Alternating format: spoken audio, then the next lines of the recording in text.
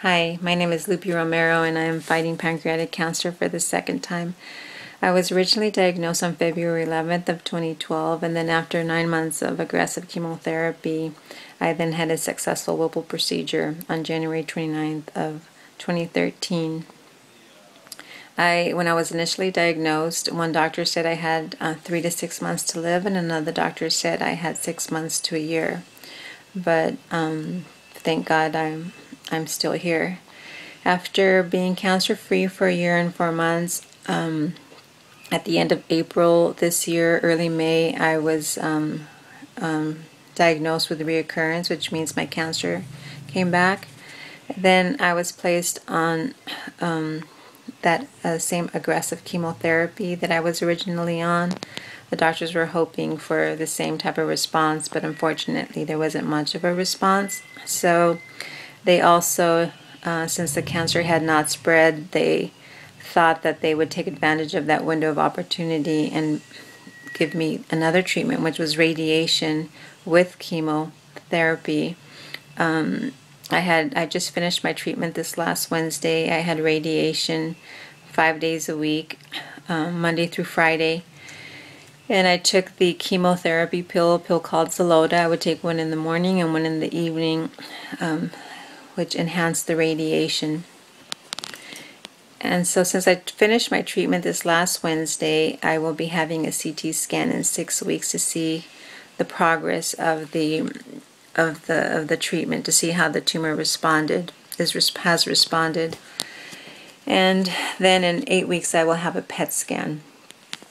I had an appointment with my oncologist today, and then he informed me that in 6 weeks he will be placing me back on chemotherapy, on the original chemotherapy, the FOLFIRINOX. He said he doesn't want to give up on that, so he'll put me on that for, I'm not sure how many treatments, but then after that he'll put me on another new combination of chemotherapy. Is gemcitabine and some other combination.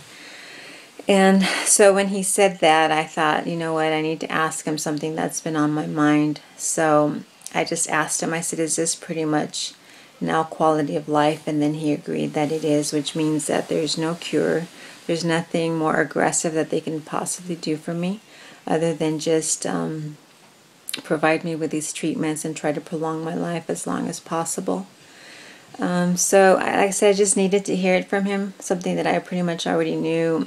With my radiation treatments, I was hoping that the goal was that the treatment would zap the cancer, but that was never really the goal. The goal was to shrink it as much as possible so that my life could be prolonged. But, you know, even though I needed to hear that from the doctor, that doesn't really change anything for me, because my faith remains strong. And then even my doctor, you know, when I asked him if it was the same, would it be the same time period as originally, and he had said no, because I had the Whipple procedure, and I'm, you know, other than this cancer, I'm pretty much physically and mentally strong, and he sees that my faith is strong.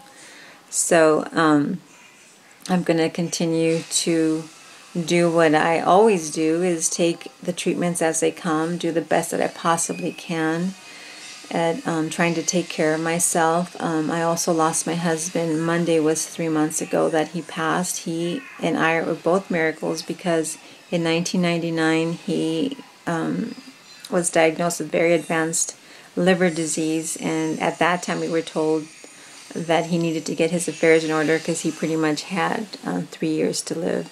And he was, we had so many miracles with him, because he had like a total throughout the years from 1999 until I think last in 2012, the year that I was diagnosed, was his last bleed, and we almost lost him then. They didn't think that he would survive the night, but he did.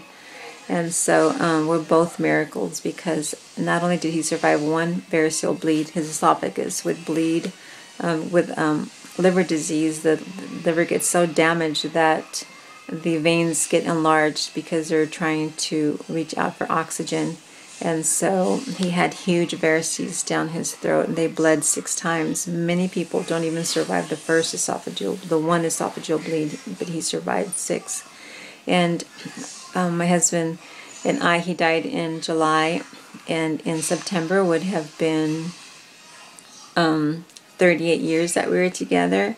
We were together since I was 14 and he was 17. We loved each other very much. We were very blessed to have found each other because we were soulmates. And my husband loved his kids and he loved his grandkids, but I was the world to him just like he was the world to me. We got to a point in our relationship where we had become one person. Not everybody gets to that point in their relationship, but we did. So I'm very blessed. This is my husband. This is when he was younger. He must have been like in his 40s right here. He was 55 when he died, and his face got really skinny. From his waist down, he was huge. His legs got really swollen, but from his waist up, he was really small. But he took really good care of me. We both took care of each other. I would feel bad for him and he would feel bad for me. And even like the last few months, because it really took a toll on him that I was diagnosed with cancer, but he stayed strong. But when I was re-diagnosed, I think he really couldn't handle that, and his health really started failing then. But even when he wasn't feeling well and his legs were so swollen he couldn't even wear shoes, he was still shuffling along, cutting up my fruit because of the chemo taste, and he was taking really good care of me. So I owe it to him to take care of myself, and that's what I'm going to continue to do. People, when they see me, they get amazed because they, first of all, can't believe that I am fighting pancreatic cancer for the 2nd time, and then second, they can't believe that I just lost my husband, and they tell me that I look really peaceful. But it's not me. There, by the grace of God, go I. My faith is strong, and only with my faith can I have this peace that I feel. I miss my husband. I miss him sometimes to the point where I can't stand it. But when I start missing him, I think about him, and I think about how he's not suffering anymore, and I think about his strength. And my father passed away 14 years ago, so a lot of times I feel like I can't really go on, but then I feel like one of them lifts me from one arm and the other one lifts me from the other, and they tell me, keep your head up high, just keep moving forward. But my faith is strong, and this cancer can't do anything to me to shake my faith. It could destroy my body, it could do whatever it wants to do, but nothing's going to shake my faith. Nothing's going to take this love away from me that I feel for God. I feel like I'm this little girl, and I'm holding God's hand, and he's just guiding me, and I'm trusting him 100%. And so my faith is strong, and I'm not going to do anything different than now that I spoke to the doctor today, I'm just going to continue to move forward, continue to do the things that I like, and my husband's with me always. I carry him in my heart. And so I just wanted to do this videos. My videos to me are like my therapy, and I also wanted to update everybody on my status, and I wanted to thank everybody for your thoughts and prayers, because thoughts and prayers are very strong, a lot stronger than people even imagine that they are. And so, and for me, God first, and I trust him and I love him, and I'm going to continue to move forward, and I'm going to continue to stay strong as I can, especially for my kids and my grandkids, because now they're the world to me. I love my brothers and sisters too, and nieces and nephews, and my precious mother, and all my friends.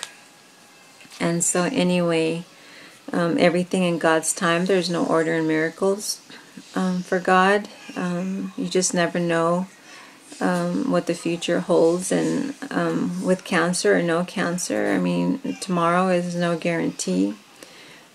So I think I just feel blessed to know that I really need to inhale life. And to tell you the truth, when I'm outside, when I take my breaks at work, or I take a little walk. Everything seems so beautifully magnified. Everything is just so beautiful and so precious, and I feel like my husband is part of that beauty. But I feel like the breeze, and I feel like he's caressing my face, and I've dreamt him several times, and he's just so young and he's so beautiful. And so I know one day I'll be with him, not anytime soon, but it gives me joy to think that we'll be together again. But thank you for your love and your prayer and your support. I love you very much, and God first always, and I'm going to be okay.